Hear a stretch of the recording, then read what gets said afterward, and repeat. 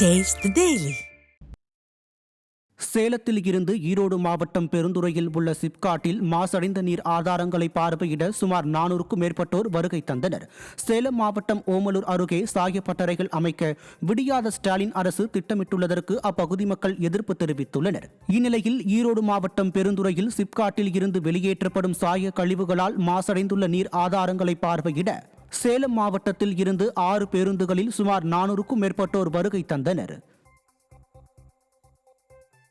திருப்பத்தூர் மாவட்டம் புதுர்நாடு அருகே சொத்திற்காக தாயை தனது கணவருடன் சேர்ந்து மகள் கொன்ற சம்பவம் பரபரப்பை ஏற்படுத்தியுள்ளது. நடுக்குப்பம் கிராமத்தில் சொத்தை எழுதி தராத ஆத்திரத்தில் சின்னகாளி என்பவரை அவரது இளைய மகள் கீதா தனது கணவர் சிதம்பரத்துடன் சேர்ந்து தலையில் கல்லை போட்டு கொலை செய்தது அதிர்ச்சியை ஏற்படுத்தியுள்ளது.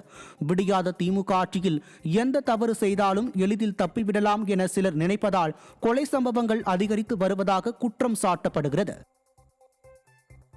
கடலூர் மாவட்டம் புவனகிரி அருகே காமராஜர் கால்வாயை பேரூராட்சி நிர்வாகம் முறையாக தூர்வாரவில்லை என புகார் எழுந்துள்ளது.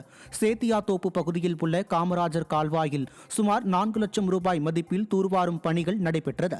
இதனை ஆழமாக தூர்வாராமல் பெயரளவில் பணிகள் நடைபெற்றதால் சாக்கடை மற்றும் கழிவுநீர் தேங்கி நிற்பதாக பொதுமக்கள் குற்றம் சாட்டினர். விடியாத திமுக ஆட்சியில் பேரூராட்சி நிர்வாக அதிகாரிகள் முறையாக பணிகளை மேற்கொள்ளாமல் மக்களின் வரி பணத்தை வீணடிப்பதாக குற்றம் சாட்டப்படுகிறது.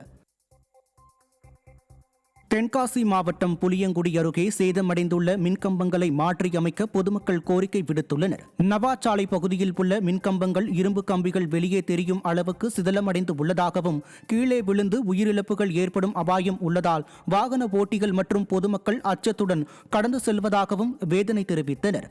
மேலும் மின்கம்பங்களை மாற்றியமைக்க பலமுறை கோரிக்கை வைத்தும் விடியாத அரசின் மின்வாரியத்துறை அதிகாரிகள் நடவடிக்கை எடுக்கவில்லை என குற்றம் சாட்டினர்.